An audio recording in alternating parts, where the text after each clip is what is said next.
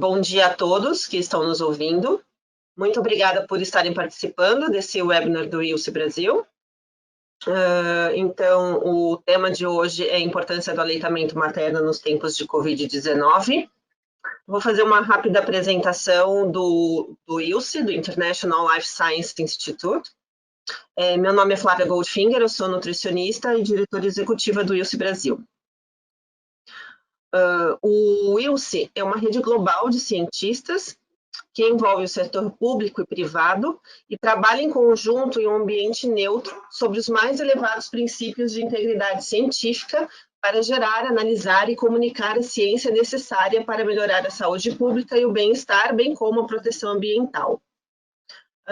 O ILSE está presente no mundo todo, ele integra a academia, a indústria e o governo, e atualmente tem 16 filiais. Como trabalhamos? Nós identificamos em conjunto os desafios regionais em temas associados às ciências da vida, nós unimos as capacidades técnico-científicas da indústria, academia e governo, nós favorecemos o impacto positivo na saúde pública e no meio ambiente.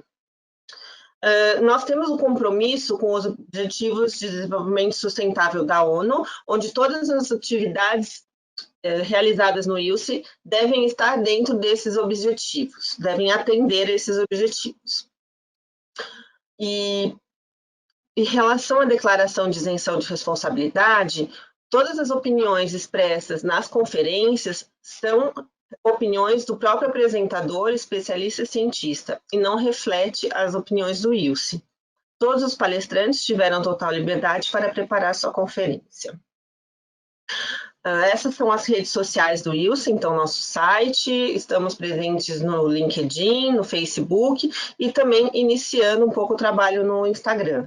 Por favor, nos sigam nas redes sociais, onde teremos todas as apresentaremos os webinars que estamos desenvolvendo nas áreas que atuamos e também algumas informações importantes nos temas. O webinar de hoje, então, é a importância do aleitamento materno nos tempos de Covid-19.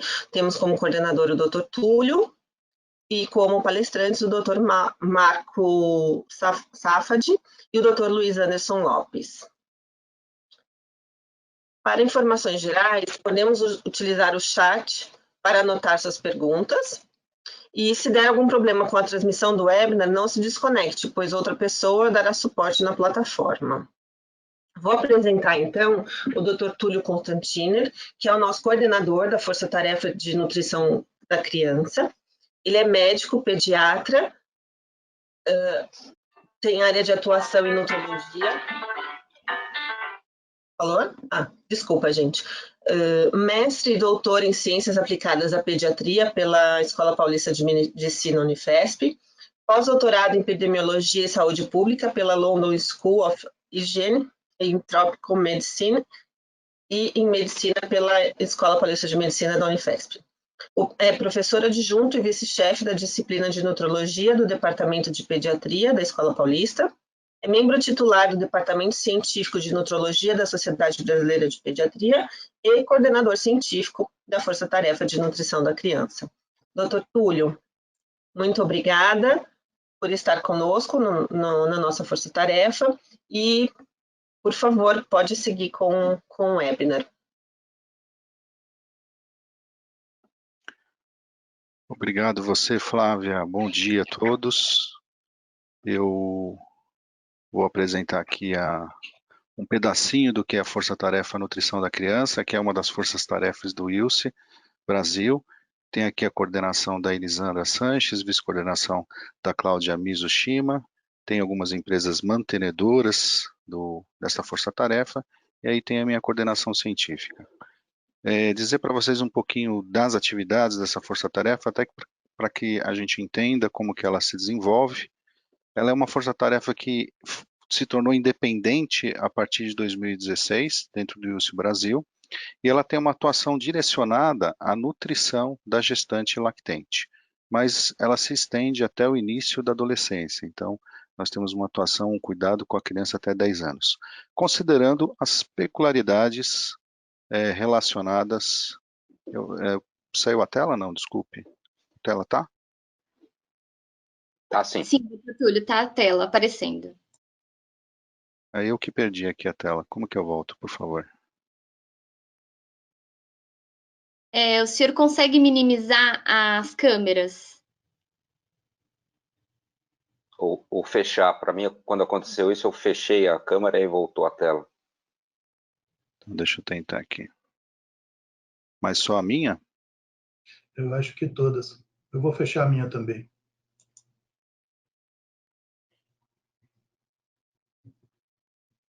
Lá em cima, no canto direito da tela, onde tem as câmeras, o senhor ou diminui... Voltou? Acho que sim. Desculpa aí o inconveniente, gente. Então, tem essa especificidade para esse grupo, né? Então, todas as atividades que estão relacionadas à promoção de saúde desse grupo, a gente Para nós tem um não cuidado. aparecendo na tela, doutor Túlio. Ixi, Deixa eu novamente trocar a tela.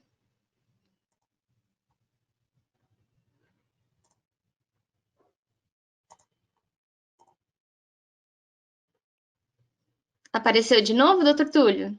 sim, apareceu. Agora veja os seus slides. Ok. Estão aparecendo bem para vocês agora, tudo? Agora Tudo certinho. certo. Joia. Bom, e os objetivos relacionados a essa força-tarefa são estimular a discussão de assuntos, então, ligados às necessidades nutricionais de criança dessa faixa etária, levando conhecimento científico sobre o tema para a população de profissionais de saúde que cuidam desse grupo. Atuar como facilitador nas trocas de informação entre esses profissionais, empresas, academia e órgãos científicos e governamentais. Melhoria da qualidade de vida desses grupos e também ampliar a network nessa área. Bom, esses objetivos, eles se baseiam na construção da informação científica de qualidade e isenta de interesses para a atualização do profissional de saúde. Bom, com isso a gente tem algumas atividades que a gente desenvolve durante o período. Eu não consegui avançar agora. O slide me travou. O senhor pode minimizar o slide e depois colocar ele no modo cheio de novo. Aqui. Isso, desse Prontinho. ponto. Voltou. E uma das atividades, entre outras, que tem essa responsabilidade nossa da comunicação científica, é a realização de treinamentos, e a gente tem hot topics, a gente tem a escrita ou a edição de alguns fascículos específicos dessa área, e hoje nós estamos fazendo esse webinar, que veio muito a calhar essa junção desses dois temas que são fundamentais, muito atuais, né? Então, o aleitamento materno, que talvez seja o principal capítulo da nutrição infantil, e agora a situação que nós estamos passando com o coronavírus. Então, a gente resolveu pedir para esses nossos convidados falarem um pouquinho dessa interação, dessa situação atual e desse importante capítulo da pediatria.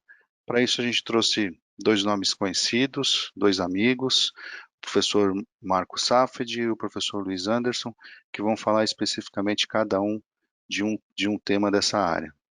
O professor Marco Safed, ele é professor adjunto e diretor do Departamento de Pediatria da Faculdade de Ciências Médicas da Santa Casa de São Paulo, presidente do Departamento de Infectologia da SBP, presidente do Departamento de Imunizações da Sociedade de Pediatria de São Paulo e coordenador do Serviço de Infectologia Pediátrica do Hospital Infantil Sabará, e, por fim, ele também é membro da Comissão Permanente em Imunizações da Secretaria de Saúde do Estado. O professor Marco vai falar para nós sobre os aspectos da transmissão da Covid-19 nesse período do aleitamento materno da criança. Professor Marco, muito obrigado por ter aceitado o convite. Nós sabemos que o senhor está muito ocupado nessa época, que está trabalhando demais, se inteirando bastante desse assunto. Você é muito bem-vindo e ficamos muito felizes de você estar trazendo as suas contribuições com o ILSE Brasil. Obrigado. Bom, eu que agradeço. Bom, primeiro, bom dia a todos. Eu que agradeço, Túlio, a honra e a alegria aí de poder compartilhar com vocês um pouco da nossa experiência Agradeço muito o convite. Vamos ver se dá tudo certo aqui com a minha apresentação. Vocês enxergam o meu primeiro slide? Sim, doutor Marco. Acho que só minimizar aquela barra do lado direito.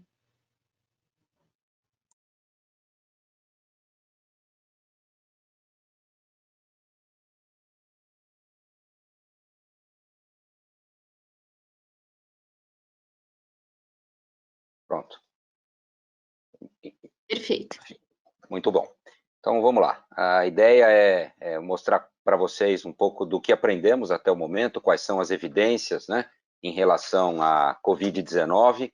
Gostaria de, como primeira mensagem, deixar claro que temos total humildade em reconhecer que a quantidade de informações que têm sido geradas é muito grande e que isso faz, e ciência é feita dessa forma, a gente tem acumulado evidências dia a dia.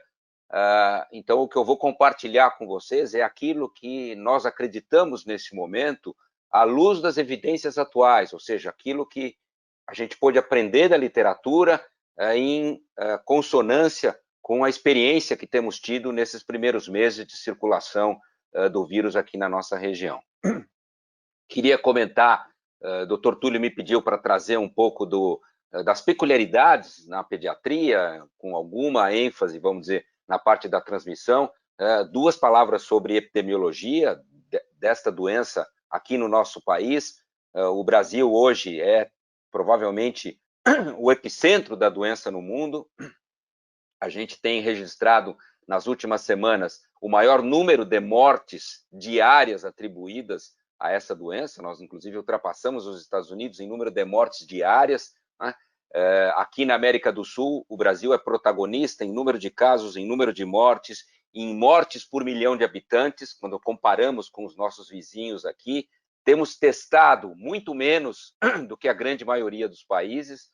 Acho que a testagem tem sido ainda muito aquém daquela ideal para que a gente possa oferecer, vamos dizer, um cenário fidedigno do que está acontecendo aqui no nosso país. Aqui um pouco dos dados atuais, que estimam até hoje aproximadamente 900 mil casos confirmados e 44 mil mortes, o que gera uma letalidade de 5% aproximada, mas reconhecendo que claramente a gente tem uma subnotificação do número de casos em função de só estarmos tendo possibilidade de diagnosticar na rede pública os casos mais graves, os casos que são hospitalizados.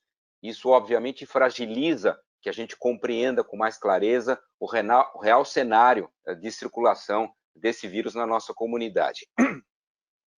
Aqui um pouco do número de mortes, né? Só para destacar em vermelho aqui o que nos diz respeito, ou seja, as mortes em crianças, elas são raras, as crianças são poupadas, vamos dizer, de forma geral, de maior gravidade.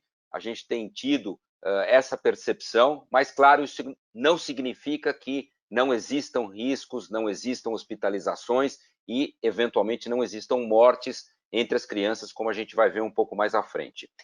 Aproximadamente 60% das mortes em indivíduos do sexo masculino, e esse tem sido, vamos dizer, uma constatação em todos os lugares do mundo.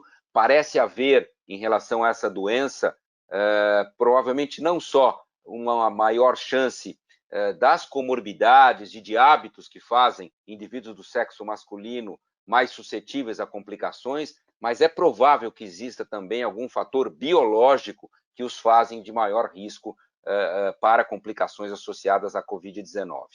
70% das mortes até o momento acima de 60 anos. Quando a gente olha essas comorbidades, tem sido protagonista desses fatores de risco as doenças cardiovasculares, o diabetes, as doenças renais e neurológicas. Essas têm sido, vamos dizer, as principais associadas a condições de risco. A obesidade é um fator muito importante porque é a única dessas situações que tem, nos grupos abaixo de 60 anos, mais óbitos que no grupo acima de 60 anos. Então, particularmente para adultos jovens, e sem dúvida nenhuma a gente transporta isso para os adolescentes, a obesidade tem sido também, vamos dizer, um claro fator de risco para complicações.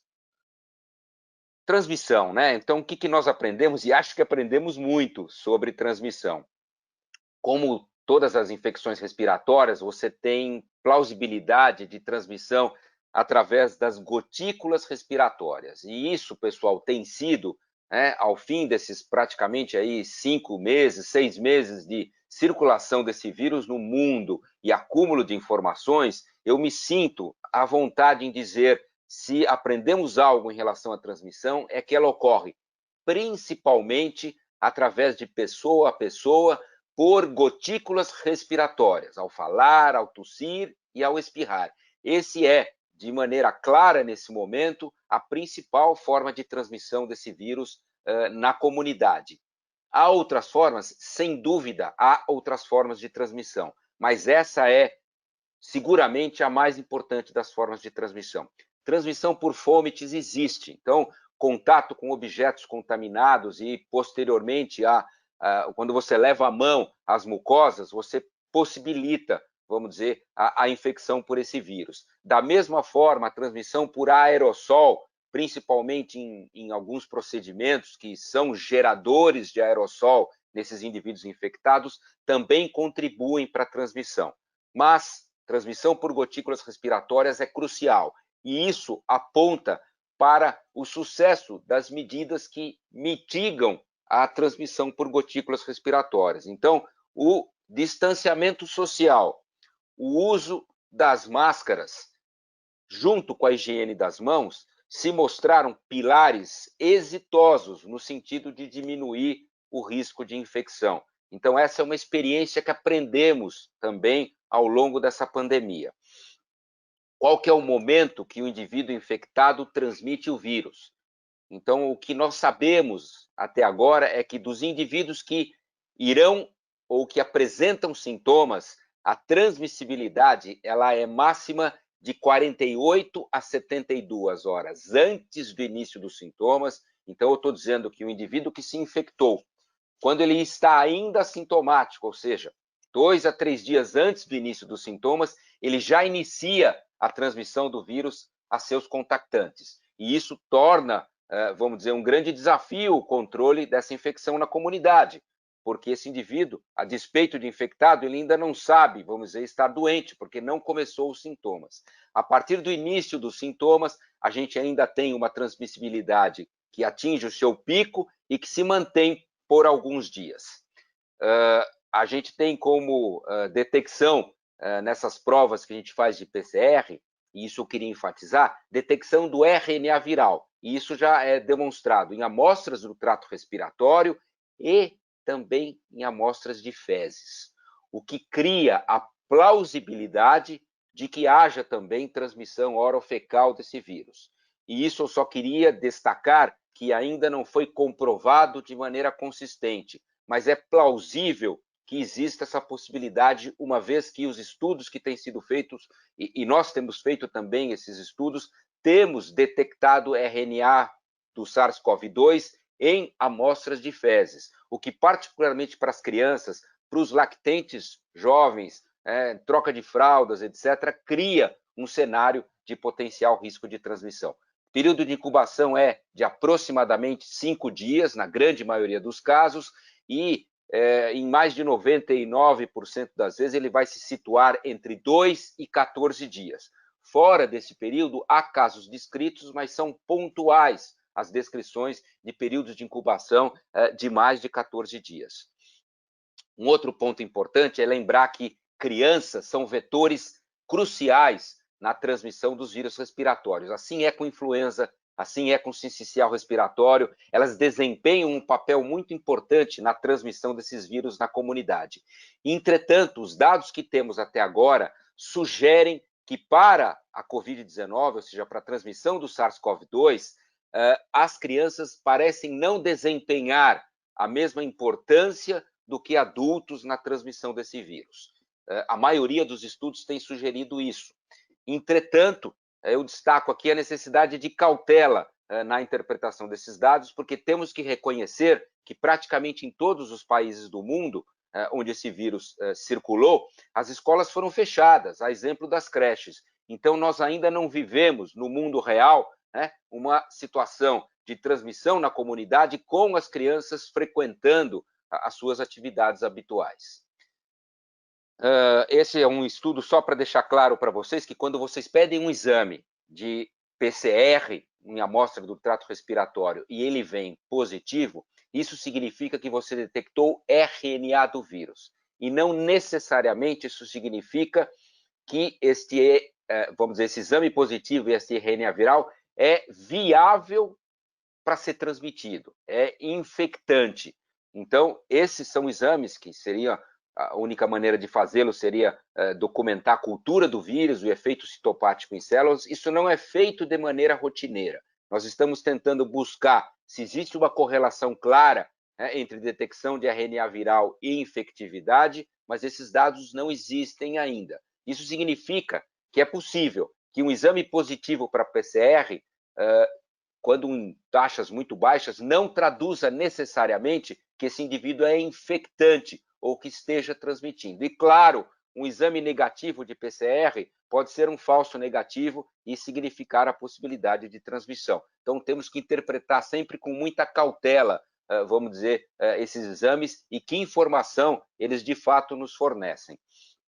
A patogênese dessa doença é realmente intrigante, esse é o melhor termo que eu tenho para descrever como ela se comporta. A gente sabe que existe um receptor desse vírus, que é a enzima conversora de angiotensina 2. Essa enzima, esse receptor é expresso em diversos locais do nosso organismo, nas células epiteliais alveolares, no trato gastrointestinal, no trato geniturinário, sistema cardiovascular, etc, etc, etc.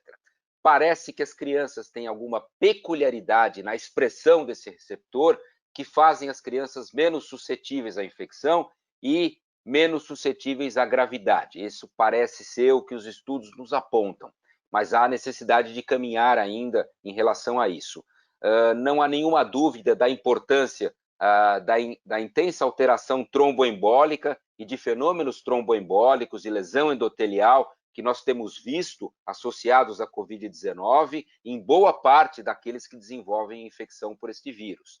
A tempestade de citoquinas, assim chamada, né, que traduz a intensa reação inflamatória, também tem sido observada, vamos dizer, em alguns pacientes que desenvolvem essa infecção e que contribui de maneira significativa para boa parte, vamos dizer, da gênese das alterações que são percebidas e observadas, particularmente naqueles que fazem formas mais graves de doença.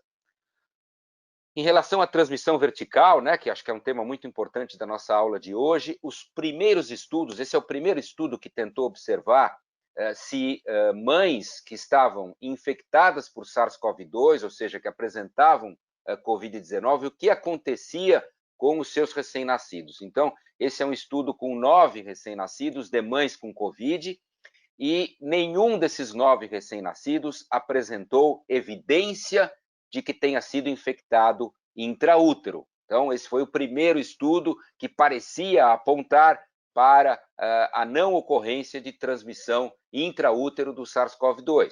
Esse é um outro estudo, já com 10 recém-nascidos, e da mesma forma que o anterior, esses 10 recém-nascidos foram exaustivamente investigados ao nascer e não havia sugestão de que tivessem sido infectados intraútero. Entretanto, alguns deles tiveram alguns desfechos associados à necessidade de ingressar em terapia intensiva, de oxigênio, etc., sugerindo que isso pudesse estar relacionado à simples prematuridade que alguns deles apresentavam, mas que exigia também mais atenção da nossa parte. 2 estudos, vamos dizer, levantaram a possibilidade da transmissão intraútero, um por ter um recém-nascido com detecção de IgM para SARS-CoV-2 e o outro recém-nascido por ter tido a detecção de PCR, mas nenhum dos 2 case reports aqui tinha, vamos dizer, consistência para que a gente documentasse de maneira inequívoca que tivessem sido fruto de transmissão intraútero.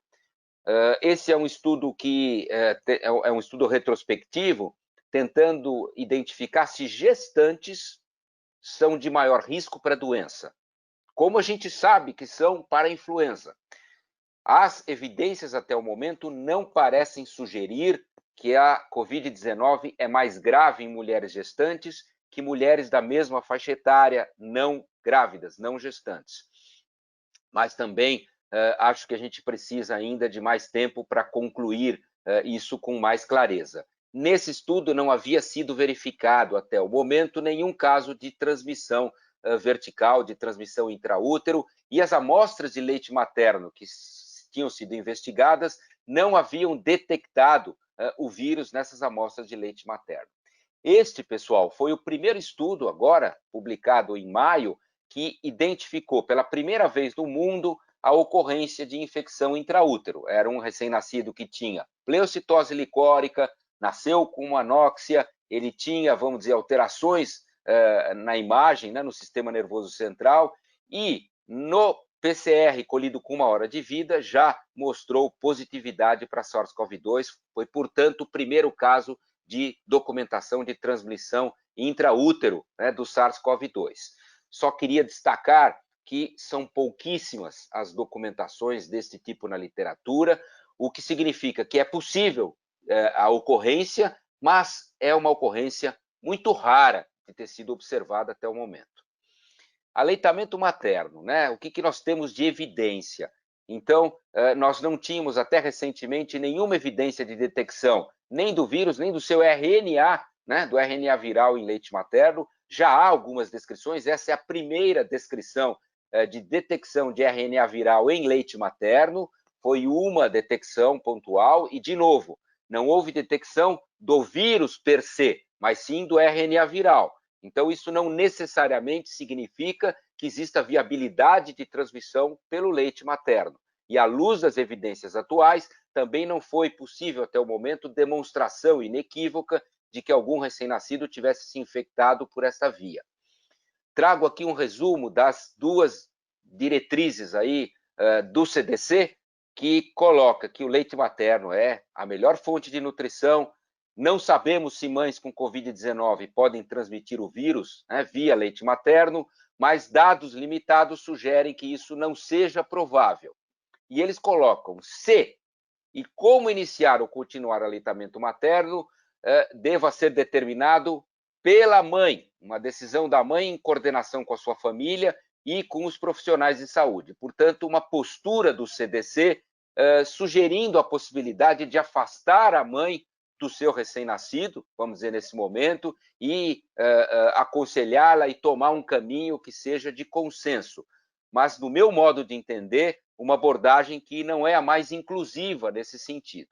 Vejam que a diretriz da Organização Mundial de Saúde é completamente diferente e a Organização Mundial da Saúde, pelos benefícios inequívocos do aleitamento materno, coloca que e sugere que seja estimulado o aleitamento materno, mesmo para recém-nascidos de mães com Covid-19, claro, desde que essa mãe esteja em condições de amamentar a criança, se a doença clínica nela não for grave, e, claro, destaca a importância das medidas de higiene para que diminua o risco da transmissão do vírus para o recém-nascido. O uso de máscara, higienização das mãos, etc.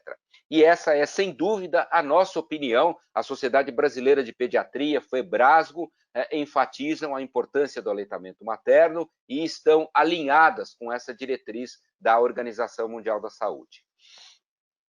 Descrição desta doença em crianças, que eu queria compartilhar com vocês, essas são as principais casuísticas aí que tinham sido publicadas até então, mostrando que, ao contrário do que se via em adultos, a grande maioria das crianças tinham formas leves, as que tinham sintomas, menos da metade das crianças com sintomas tinha febre, menos da metade tinha tosse, menos da metade tinha dor de garganta, e os casos graves eram realmente muito mais raros que aqueles detectados em populações de adultos.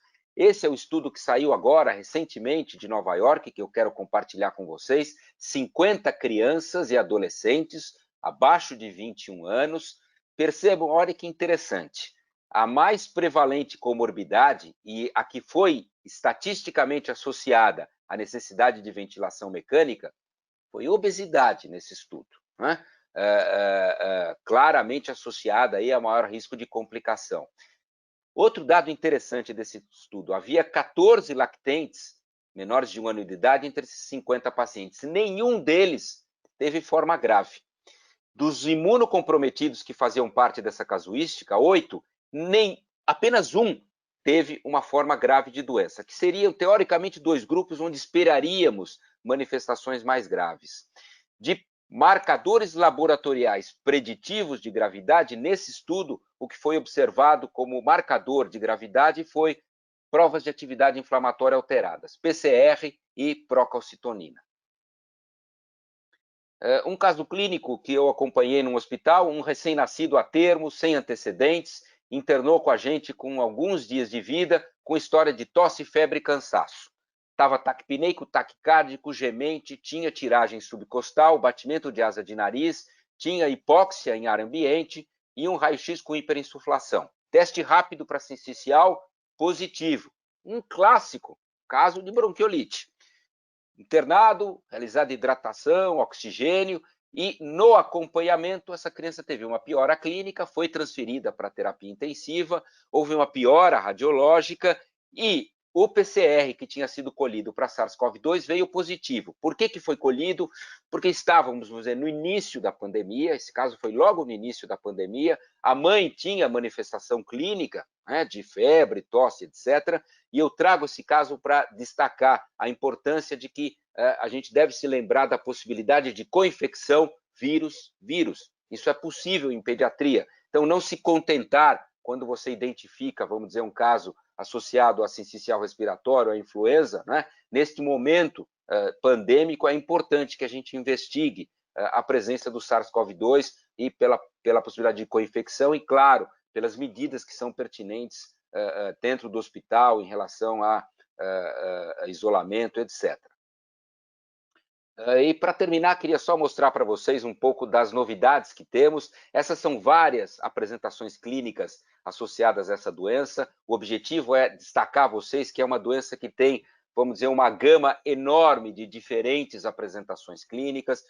Esse é um caso coematura que nós escrevemos no Pediatric Infectious Diseases Journal, uma criança saudável, cujos pais são médicos e que ela abriu o quadro basicamente só com hematura e febre, as lesões dermatológicas que têm sido vistas, inclusive essas lesões peculiares em extremidades, parecem mais até vasculite, manifestações gastrointestinais, injúria, lesão miocárdica, que tem sido vista em algumas poucas e raras crianças, e esta síndrome inflamatória sistêmica que eu queria descrever para vocês.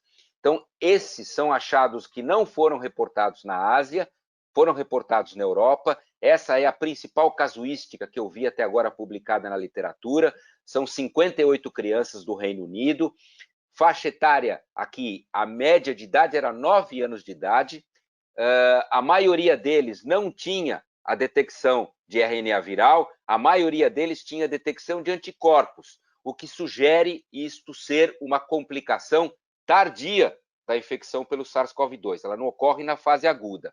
Todos tinham febre e sintomas inespecíficos, né? Então fiquem atentos a isso. Febre e dor abdominal têm sido os marcadores de sintomas dessas crianças. Algumas evoluíram com choque, algumas fizeram quadros de Kawasaki completo, Kawasaki incompleto, algumas tinham só febre e muita inflamação, traduzido por essas provas de atividade alteradas, mas percebam que são crianças muito mais velhas do que aquelas que a gente observa com quadros de Kawasaki e com muito mais intensa reação inflamatória.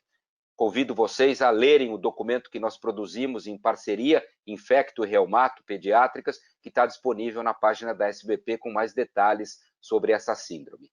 Aqui o critério de definição do CDC, febre, evidência de alteração laboratorial inflamatória, não achado de nenhuma outra infecção plausível para justificar esse quadro clínico, né? E evidência ou de contato com Covid-19 ou evidência laboratorial da infecção pelo SARS-CoV-2, seja através do PCR, seja por soroconversão. E essas são as últimas informações que eu queria trazer para vocês, nesses 2 minutos que me restam aqui. Destacar que o diagnóstico desta infecção ele é feito, vamos dizer, nas provas laboratoriais que a gente tem aí disponíveis, são basicamente o que a gente tem visto. Linfopenia tem sido um achado frequente, trombocitopenia em algumas crianças, nos casos mais severos, mais graves, alteração de enzimas hepáticas, como eu disse, provas de atividade inflamatória, então PCR, procalcitonina, ferritina, o dedímero tem sido um marcador que tem se alterado, né, nessas crianças e adultos que têm quadros inflamatórios mais importantes. Lembrar que as provas de detecção de RNA viral não têm 100% de sensibilidade, são muito específicas, quase que 100% de especificidade, mas carecem de sensibilidade ideal. Então, a sensibilidade em amostras do trato respiratório é de em torno de 70%.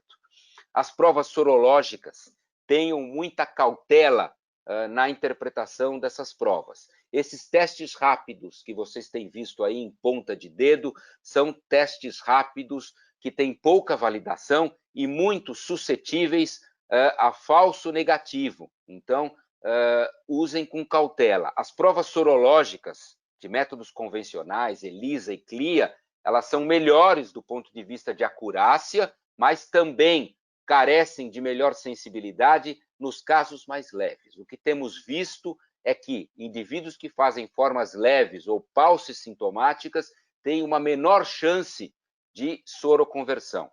Os primeiros anticorpos são os da classe GM, que aparecem normalmente a partir do 7º dia do início dos sintomas, e os anticorpos da classe GG costumam aparecer a partir de 2 semanas após o início dos sintomas. Destacando, vamos dizer, que há um percentual de crianças e adolescentes que, a despeito de terem tido infecção, não conseguimos detectar anticorpos nessas crianças, o que sugere que a gente deva, vamos dizer, caminhar para métodos mais sensíveis, que devem, em breve, estarem disponíveis.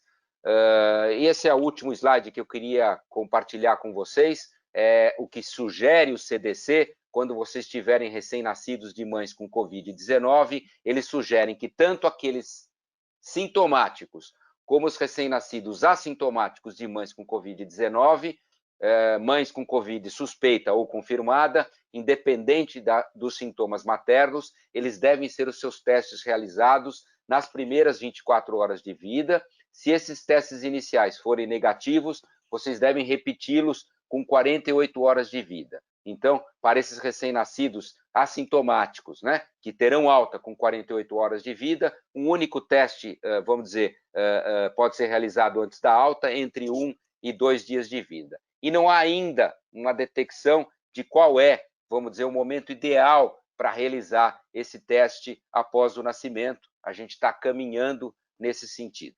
Eu vou interromper minha apresentação agora para dar espaço para ouvir os meus colegas e na sessão de perguntas e respostas ficarei à disposição aí para abordar algumas dúvidas de assuntos que não tivemos oportunidade e tempo aqui de compartilhar com vocês, especificamente sobre tratamento e vacinas. Muito obrigado.